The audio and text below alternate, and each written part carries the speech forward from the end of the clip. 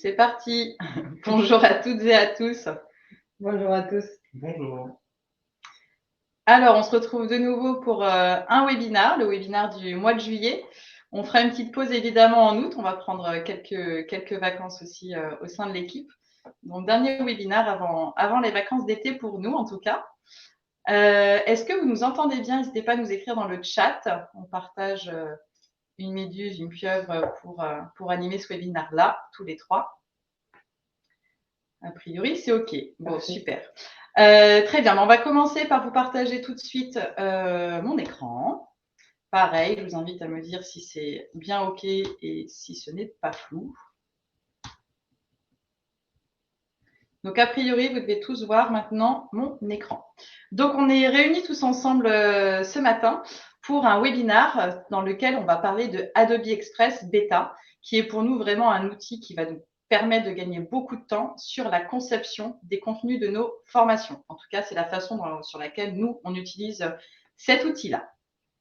Alors, rapidement, pour se présenter, pour ceux qui ne nous connaissent pas encore, donc Betty, la fondatrice d'Innov Academy, accompagnée ce matin de deux personnes qui font partie de l'équipe de la direction artistique, donc Victoria. Bonjour à toutes et à tous. Je suis directrice artistique du coup d'Innov Academy. Je suis spécialiste en UX et aussi en design de formation. Donc, c'est moi qui est responsable de toutes les paillettes que vous allez voir dans nos formations. Et donc, Valentin avec nous. Donc, moi, c'est Valentin, je suis UI designer, donc je m'occupe de la conception des maquettes du site internet et de leur intégration, et également du design des différentes formations qui sont disponibles sur le site internet. Parfait, merci. Donc, pour le plan de notre présentation ce matin, pour notre webinaire, ce qu'on a prévu de vous présenter. Première partie, c'est revenir sur l'importance de diversifier les formats dans vos formations, qui sont pour nous vraiment une clé de réussite sur l'engagement et le suivi de la part de vos apprenants. En deuxième partie, on va vraiment vous présenter finalement qu'est-ce qu'Adobe Express, qu'est-ce que vous allez pouvoir y trouver. Ensuite, on verra toutes les fonctionnalités très intéressantes dans le cadre de la conception de vos formations. Et dernière partie, quelques informations quand même à savoir par rapport à cet outil-là. Donc, on a prévu, comme d'habitude, 45 minutes, à peu près une demi-heure de présentation, et puis on gardera 10-15 minutes à la fin pour répondre aussi à toutes vos questions. N'hésitez pas tout au long de notre présentation à poser quand même des questions dans la zone de chat. Donc, c'est parti. Sur la diversité des formats, de notre côté, en tout cas chez Innov Academy, les formats qu'on va davantage utiliser dans nos contenus de formation, qu'ils soient asynchrones ou synchrones, ça va être évidemment les images, des infographies, de la ludopédagogie, du podcast et enfin des vidéos. Donc, c'est toujours très important de varier l'ensemble de ces modalités-là. Et évidemment, pour concevoir tous ces formats, on peut utiliser plusieurs outils. Plusieurs outils, alors là, je ne vais pas tous les citer, il y en a certains que vous allez forcément connaître, comme Canva, je pense, Figma, Powtoon, qui sont des outils aujourd'hui très utilisés. Donc finalement, ce qu'il faut retenir, c'est que nous, en tout cas précédemment, pour concevoir tous ces formats de formation, on utilisait une bonne dizaine d'outils différents pour réaliser les infographies, les vidéos, les podcasts, etc., etc. Mais aujourd'hui, voilà, si on vous dit que finalement tous ces outils-là peuvent être regroupés dans un seul et même outil qui soit en plus gratuit, est-ce que vous nous diriez info ou intox? Valentin, qu'est-ce que tu me répondrais? Moi, je dirais info, parce que du coup, Adobe a créé un tout nouveau site qui s'appelle donc Adobe Express et qui regroupe plein de fonctionnalités qui existent dans plein de logiciels et qui sont regroupées du coup dans un seul et même site. Donc maintenant, on va vous présenter Adobe Express Beta. Qu'est-ce que c'est? Donc, ça a été créé en 2016 par Adobe et dans un premier temps, ça a été appelé Adobe Spark et ça a été créé du coup 3 ans après le lancement de Canva pour du coup concurrencer Canva. Et par la suite, du coup, en 2021, Adobe Spark a eu une nouvelle facette qui s'intitule du coup Adobe Express. Et en 2023, celle-ci a du coup encore connu une nouvelle facette et qui s'intitule du coup Adobe Express Beta et qui intègre une IA directement dans son site. Et donc, selon vous, on va vous poser du coup la question suivante. Comment s'appelle la nouvelle IA d'Adobe? Donc, vous allez recevoir d'ici quelques secondes un sondage. Alors, on vous invite à répondre au sondage. Le sondage, c'est comme d'habitude. Vous avez un petit picto en bas à droite qui s'appelle sondage avec une pop-up blanche, comme quoi vous avez déjà un sondage en fait qui a été lancé. Donc, on vous laisse y répondre. N'allez pas sur Google pour trouver la bonne réponse. Ou allez-y. Alors, on vous laisse encore quelques secondes pour y répondre. Pour le moment, on a 11 réponses, 12. Donc, dans sondage, tout le monde ne répond pas. Vous êtes sûrement en train de chercher sur Google. Donc, la réponse, Valentin? Et du coup, en effet, c'était bien Adobe Firefly qui a été créé par Adobe cette année et qui a été directement intégré du coup dans Adobe Express Beta et qui va permettre de créer encore plus rapidement qu'avant et de faciliter toutes nos créations. Bon, maintenant, on va passer sur une partie démonstration, la partie la plus fun. Je voudrais bien vous présenter un peu l'interface. C'est très simple. On arrive, on a plusieurs choix. On peut faire des posts, on peut faire des choses qu'on va vous présenter un peu plus tard. Donc, très très simple. En plus, tous vos travaux que vous avez réalisés, ils sont sauvegardés. Vous pouvez les réutiliser, vous pouvez les télécharger. Tout est intuitif et surtout, ça fait pas peur, comme on dit, intelligence artificielle, c'est quelque chose de compliqué. Ici, pas du tout. J'arrête un partage, on continue. Je vais vous parler un peu de la partie qui a notamment les fonctionnalités.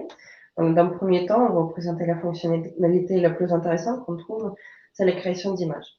Tout d'abord, aujourd'hui, vous savez tous qu'il y a plusieurs outils avec lesquels vous pouvez créer vos images. Donc, les plus fameux, c'est DALL-E ou Midjourney que tout le monde connaît, je pense.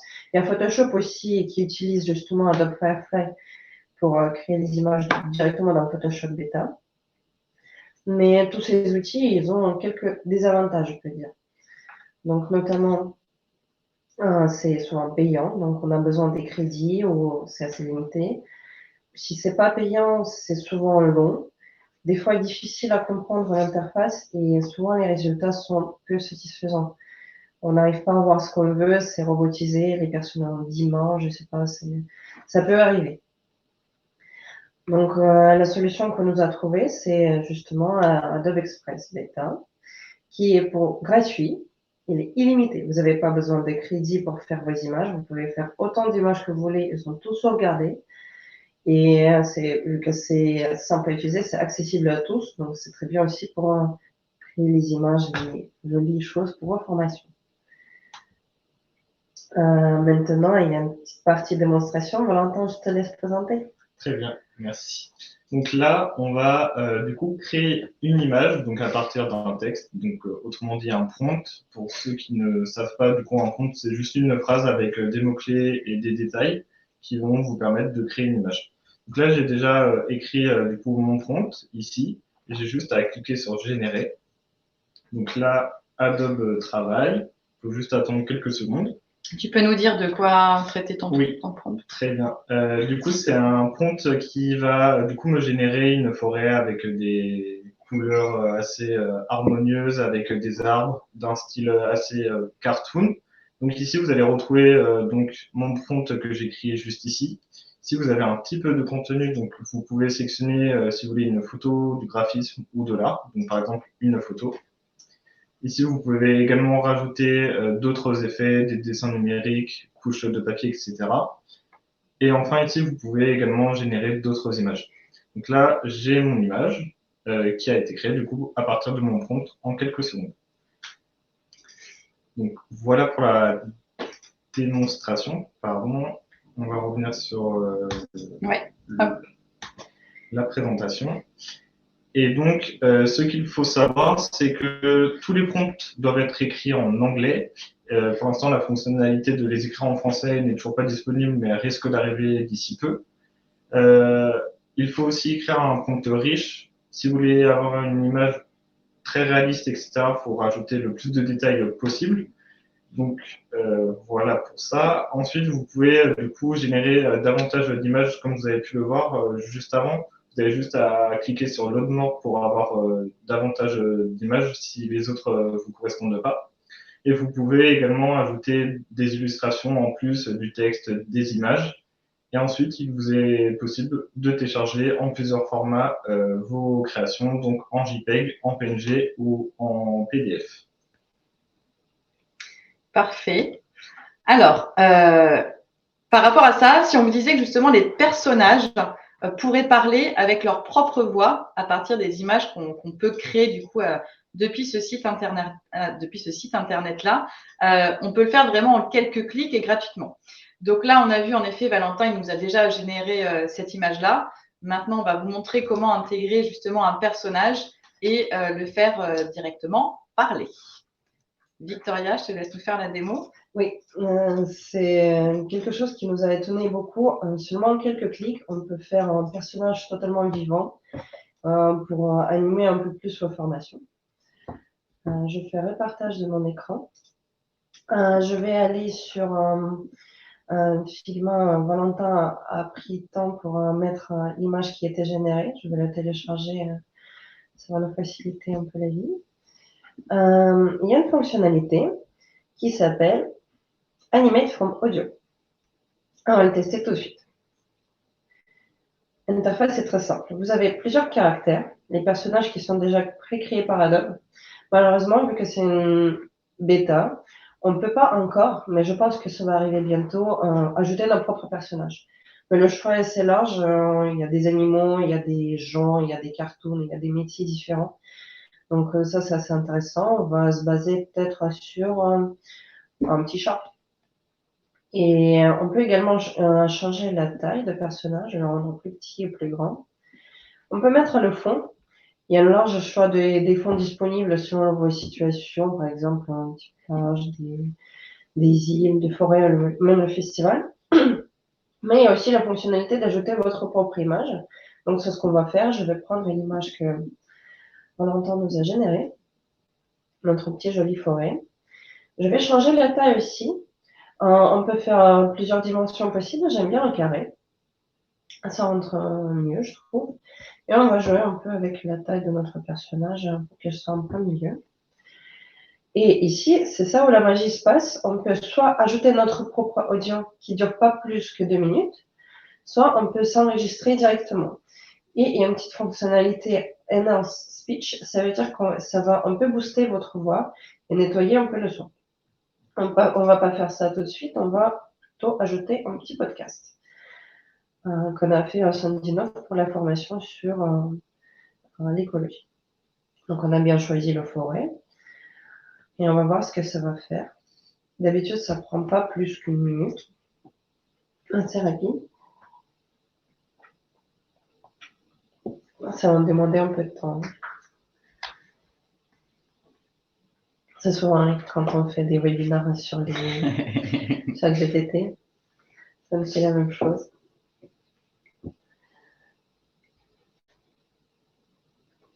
En attendant, je vous pose la question, est-ce que vous utilisez souvent les animations de personnages dans vos formations? Par exemple, Poutoun ou autre chose. Vous pouvez répondre dans le chat, qu'est-ce que vous utilisez comme les outils en ce moment, qu'est-ce qui vous plaît? Ah oui, quels sont les outils pour créer des personnages dynamiques Oui, est-ce que vous avez déjà utilisé quelque chose? Et si oui, à partir de quels outils?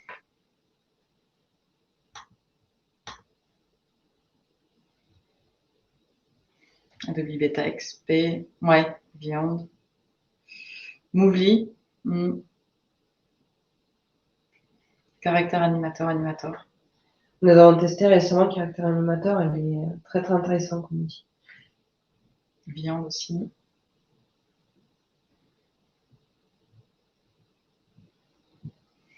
Viande, il y a des personnages aussi qui sont disponibles? Toujours pas. On y est presque. Oui, merci Mathieu.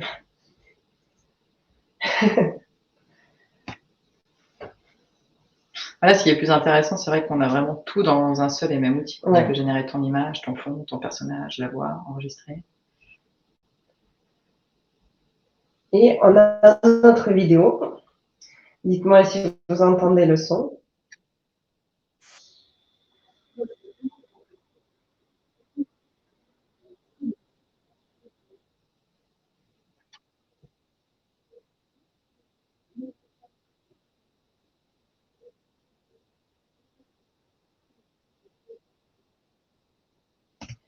Vous avez compris. J'aime beaucoup dans cet outil que le personnage il bouge, il est vivant, il monte les épaules, il monte les yeux. Ça donne le rendu très très intéressant. Vous pouvez couper votre vidéo si vous trouvez ça nécessaire directement et le télécharger. Bon, A priori, il n'y avait pas le son. Ah, vous n'avez pas entendu le son? Tu peux annuler ton partage d'écran, recommencer et bien cocher partage l'audio. Oui. C'est peut-être ça qui n'était pas coché. Peut-être monter le son, mais que ça passe par la méduse.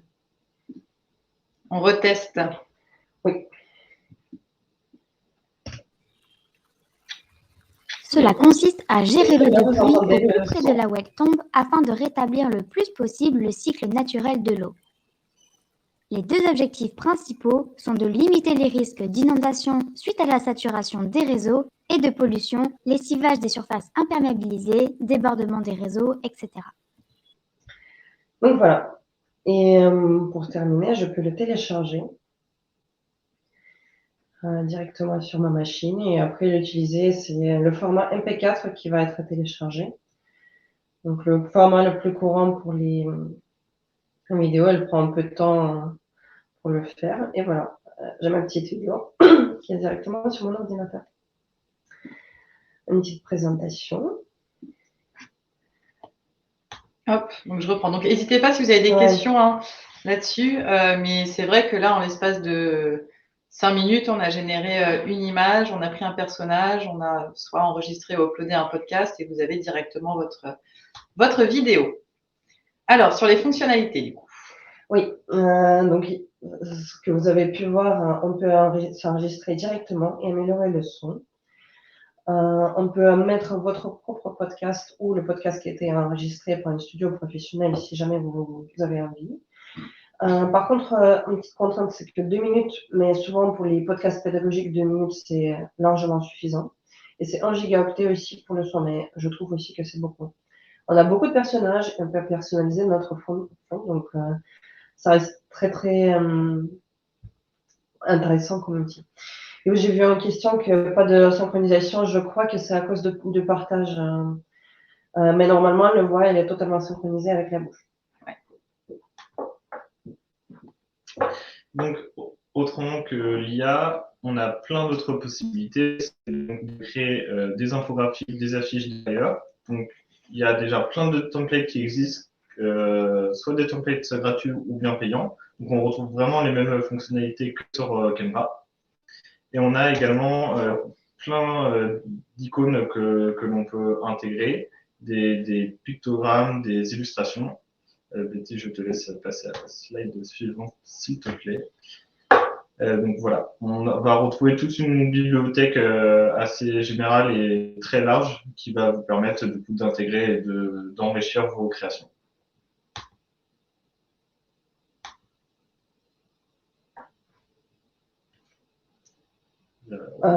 Après, à part de ça, on peut faire plusieurs choses possibles. Donc, ce qu'on nous, on trouve très, très intéressant pour les formations, c'est les heatmaps qui sont intégrés directement dans l'application.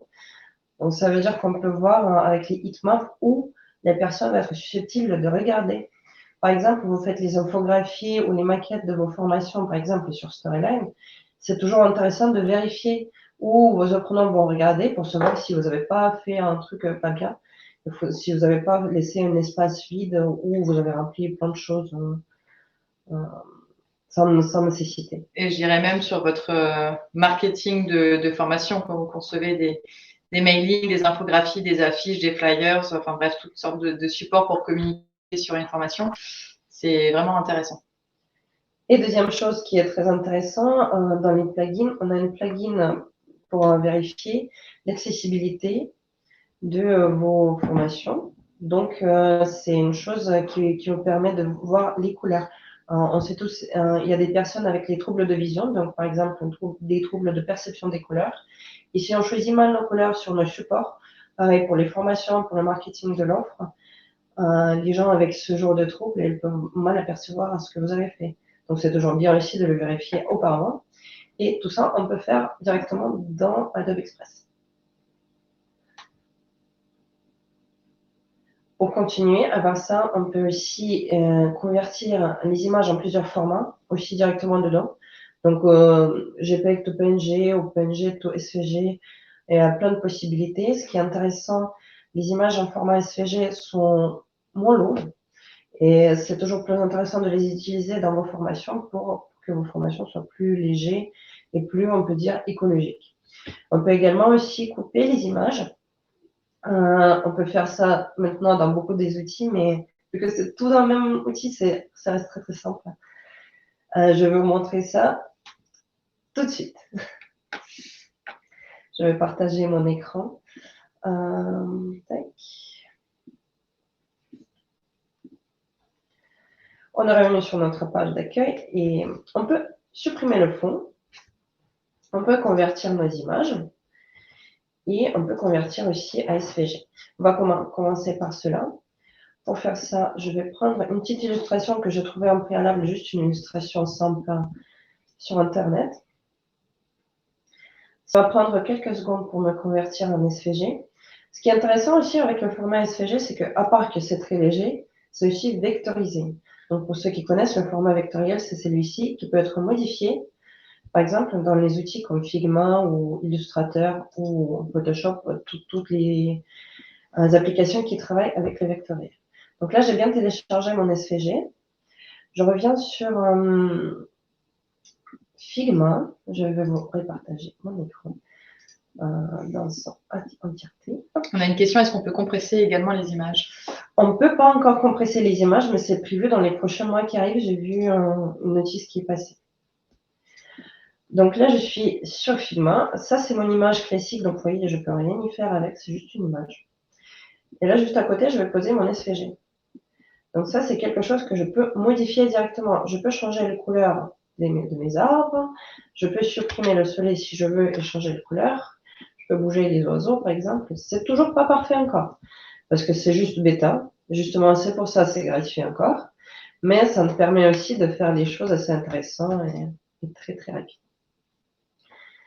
La deuxième chose que je vais partager, c'est les heatmaps. Donc, par exemple, je vais prendre l'image. Non, même pas. Je vais changer la taille de mon écran. Je vais choisir le format 1920 à 400, 1920 à 1080, pardon. Et je vais mettre une petite image, une petite partie de notre formation qu'on est en train de moderniser. C'est la sobriété numérique. Donc, ça fait une partie de maquette.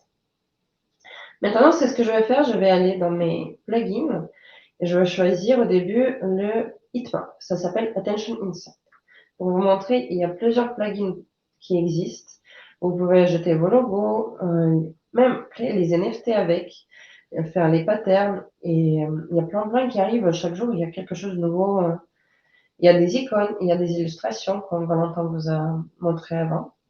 Et c'est très simple à installer. On clique juste sur plugin, on fait sur add, et c'est dans votre bibliothèque. Mais maintenant, c'est le Attention Insight qui nous intéresse, ce qui parle de heatmap.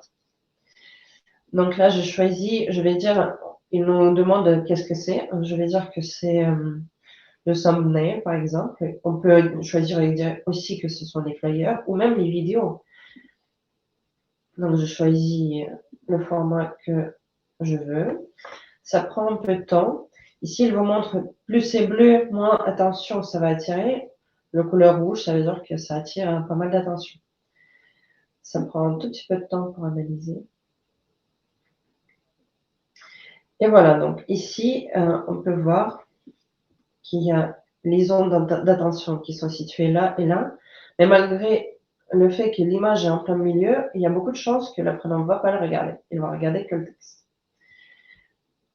Ça, c'est intéressant à savoir. La deuxième chose que je voulais vous montrer, c'est vérifier les couleurs. Nous avons les deux parties, si vous voyez bien, à droite et à gauche. Ça, c'est une vision scène, on peut dire, classique, et avec les possibilités de modifier, par exemple, les personnes avec ce genre de trouble de vision, elles vont apercevoir l'image un peu comme ça ne change pas beaucoup. Mais par exemple, si je choisis quelque chose comme ça, les couleurs sont beaucoup plus fades. Si vous voyez la différence. Donc en fait, ça va venir directement adapter les couleurs. Ça va pas adapter les couleurs, mais ça va nous montrer où les couleurs sont un peu trop fades. Ou par exemple, on écrit blanc sur blanc et les personnes avec le trouble de vision vont rien voir. Donc c'est toujours intéressant de vérifier vos maquettes, ça va permettre de concevoir un module beaucoup plus accessible. Donc pour votre Calliope, ne pas hésiter à parler de cet outil-là que vous utilisez pour adapter vos contenus de formation en fonction du type de handicap, en tout cas visuel. Parfait, merci Victoria. Hop, je reprends la main. Quelques informations à vous partager aussi donc par rapport à cet outil-là. Il y a une version gratuite et une version premium.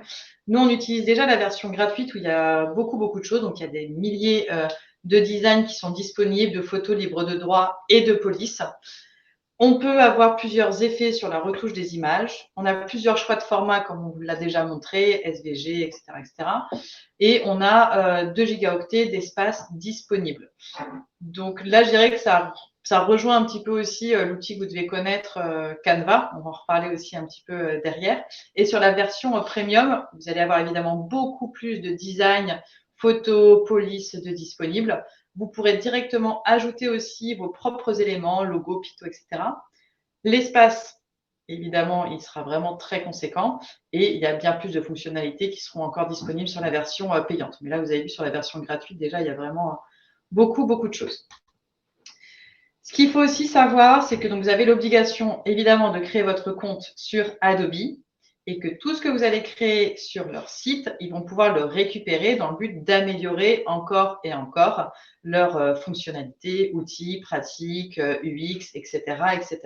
Donc ça, il faut le savoir. Ils récupèrent évidemment toutes vos créations. Il faut préciser que le compte Adobe, ici, c'est gratuit. Vous n'avez pas obligé de payer l'abonnement Adobe Premium pour faire ça. Finalement, bah voilà, on se disait, payer des outils, c'est bien. Savoir quels sont les avantages de ces outils, c'est encore mieux. Et donc, on s'est posé la question, en tout cas, quand ils m'ont présenté l'outil, finalement, quelle est la différence avec Canva? Valentin, est-ce que tu peux nous en parler, s'il te plaît? Oui, très bien. Très bonne question. Donc, on va voir ça directement. Donc, Canva, actuellement, donc, on a pas mal de fonctionnalités qui sont gratuites, mais il y a une grande partie qui est payante, dont l'IA qui vient d'intégrer, celle-ci est payante, contrairement du coup à Adobe qui est gratuite. On a plein de templates, sauf que le problème, c'est que la globalité aujourd'hui utilise Canva et qu'on retrouve très souvent les mêmes templates et donc c'est que du recyclage et c'est très dommage. Donc le fait que Adobe vienne de créer ce logiciel, vous allez pouvoir du coup avoir des nouveaux templates un peu plus frais et vous démarquer de la concurrence. Concernant Canva, toujours, vous avez des téléchargements d'images limités et il vous faut un compte du coup premium pour en avoir illimité. Et vous n'avez pas du coup par exemple la fonctionnalité de convertir votre image de JPEG ou PNG à SVG. Et concernant du coup Adobe, on a vu déjà pas mal de points positifs jusqu'à maintenant. On a plein de fonctionnalités qui sont gratuites, l'animation des personnages que Victoria vous a présenté auparavant. On a du coup plein de fonctionnalités en un seul site et vous allez être du coup les premiers à utiliser plein de templates gratuits ou bien payants. Super, merci Valentin.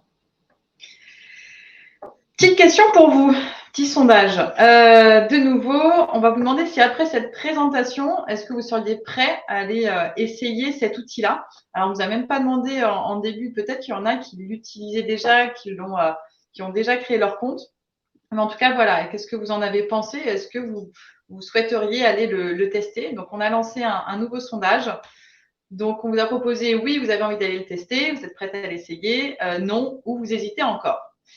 Si vous hésitez encore, ce qui est intéressant pour nous, c'est de savoir pourquoi vous hésitez pour essayer de creuser et bien comprendre en effet dans quel cadre est-ce que vous souhaiteriez l'utiliser et pourquoi vous avez du coup ce doute-là. Donc, on vous laisse y répondre. Nous avons déjà pas mal de réponses.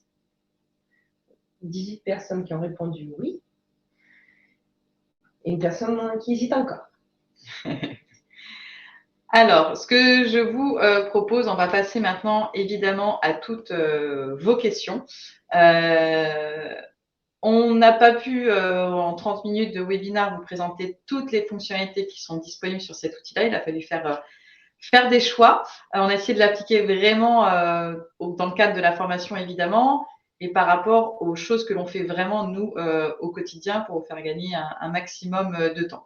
Mais je vous invite fortement à aller prendre une petite demi-heure pour aller tester et découvrir toutes ces fonctionnalités. Alors, je vous invite à poser vos questions. Je vois qu'on en a déjà 3. Donc, Emmanuel, tout est absolument gratuit ou est-ce qu'il y a une version ou des add-ons payants? Alors, pour l'instant, c'est absolument gratuit. En version payante, vous avez juste un peu plus de templates, mais les add-ons sont gratuits aussi. Et il n'y en a pas 30 non plus, mais chaque qui arrive, c'est gratuit. Je pense qu'ils ont fait ça pour tester justement toutes les fonctionnalités, ça s'appelle bêta. Pour répondre en même temps à la question d'Anaïs, peut-être après, le premium va pas être aussi avantageux, donc il faut en profiter maintenant.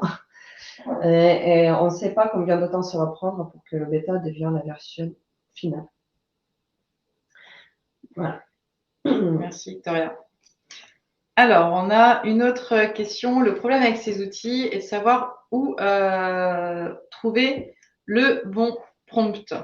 Du coup, ce qui est bien avec Adobe, c'est que vous pouvez du coup générer de manière illimitée tous vos prompts. Et du coup, si ça vous convient pas, vous pouvez modifier, essayer d'autres phrases, d'autres mots-clés pour obtenir ce que vous souhaitez. Et j'ai même vu, je crois, que vous pouvez utiliser ChatGPT pour lui demander du coup de créer un prompt à partir de votre phrase de base. Il va vous détailler avec plein de mots-clés votre phrase et vous allez juste pouvoir copier-coller et l'intégrer directement dans le prompt. Voilà. Et c'est vrai, je dirais, on gagne beaucoup de temps avec ces outils-là, mais il y a du temps évidemment à consacrer au prompt qui est clé pour la génération parfaite de ce que vous allez rechercher. Donc, on gagne quand même toujours du temps. En tout cas, oui, je pense que là-dessus, c'est sûr. On va passer un peu plus de temps, en effet, à trouver ce prompt qui est la clé dans la génération des contenus, évidemment. On passe à une autre question, une question d'Anaïs. Niveau droit d'auteur avec le générateur d'IA, vous mentionnez en crédit Adobe Express, c'est toujours la question. Oui, c'est toujours la question. Et niveau législation, c'est pas totalement défini. Par exemple, Midjourney nous oblige de les citer aussi que Adobe Firefly, mais sur Adobe Express Beta, c'était jamais mentionné. Donc, je crois qu'on peut utiliser les images sans problème. Alors, je vous le confirme, j'ai eu un rendez-vous avec l'INPI, l'Institut national de la propriété intellectuelle, pour leur poser cette question-là. Et donc, ils confirment que pour le moment, il y a en effet, c'est pas encadré par la loi. Et ce qu'ils m'ont dit, c'est que du fait que chaque prompt est différent, c'est nous qui venons créer notre propre prompt. Et ça, c'est notre propriété intellectuelle, c'est notre recherche, ce sont nos mots, c'est ce que l'on souhaite nous utiliser. Donc, du coup, ils estiment qu'à partir de là, finalement, ça peut en effet nous appartenir et c'est nous qui l'avons conçu. Voilà. Ensuite, une autre question, le prompt doit être en anglais. Donc oui, tout à fait, pour le moment, il doit être en anglais. On pense que d'ici peu, ça devrait arriver également en français. Écoutez, n'hésitez pas à demander à ChatGPT de vous traduire votre prompt français en anglais, comme ça, ce sera tout aussi rapide. Il faut savoir aussi que Adobe Firefly lui-même, il a déjà la possibilité d'écrire les prompts en français. Mais je crois que c'est directement dans Photoshop, mais ici, ça ne fonctionne pas encore. Je ne peux pas vous dire pourquoi, mais je pense que ça va arriver, comme tu as dit. Est-ce que vous avez d'autres questions? Ah, oui. Avec la version... Ah, il y en a plusieurs qui arrivent en même temps. Avec la version premium, on garde la propriété des contenus. Oui, en effet, on garde la propriété des contenus. Donc, et la premium et la version gratuite aussi, les deux, vous avez votre contenu à vous. Mais si vous voulez dire si il analyse vos données, par exemple en version premium, oui. De toute façon, ils le font. parce que c'est une version bêta. Mais je pense que quand ils vont passer à une version finale, et ça va pas être bêta, en premium, vos données vont rester avant. C'est ça la question.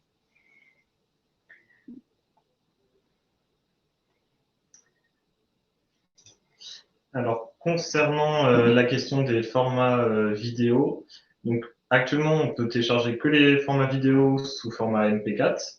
Après, il reste toujours possible de convertir du coup un fichier MP4 en GIF ou bien en fichier LOTI. Il y a pas mal de tutos sur YouTube ou soit des sites qui existent pour convertir directement d'un fichier à l'autre, ou bien utiliser par exemple After Effects ou d'autres logiciels comme ça pour convertir d'un format à un autre.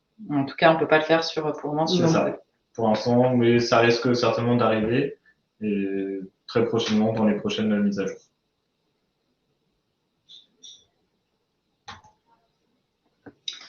Question, donc une fois que l'on maîtrise cet outil-là, le pourcentage de gain de temps que vous estimez sur la conception d'un module de formation de, prenons 15 minutes.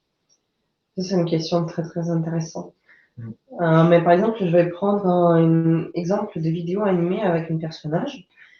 Si on veut faire la bouche, être animé, et enregistrer le podcast, faire le fond, faire le personnage, tout ça, ça peut prendre jusqu'à 2-3 heures. Et si on fait à la main, ça peut prendre même quelques jours. Si on fait tout sur la suite Adobe. Alors que là, si vous avez vu, j'ai fait tout en 5 minutes, même pas. Donc un pourcentage qui est bon en maths, je dirais. Après, il y a la question de trouver les prompts, de faire plusieurs tests, etc. Mais je pense qu'on gagne au moins 40-50% du temps de production avec Adobe, puisqu'on a beaucoup d'outils disponibles à l'intérieur. Donc, ouais. Il y a beaucoup de choses. Après, ça dépend comment vous concevez votre contenu, mais oui, ça fait gagner au moins 50% du temps. Est-ce que vous avez d'autres questions?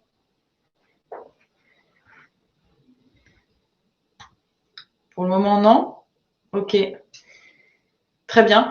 Bah, écoutez, on vous remercie d'avoir suivi ce webinaire avec nous avant l'été.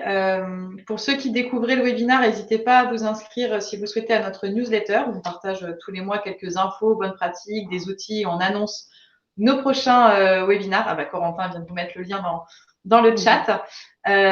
Écoutez, encore une fois, un grand merci. On vous souhaite de très bonnes vacances. Pensez à bien déconnecter et profiter de cet été. Et on vous dit à la rentrée. Merci à vous tous et à bientôt. Merci à tous. Merci. Au revoir. À bientôt.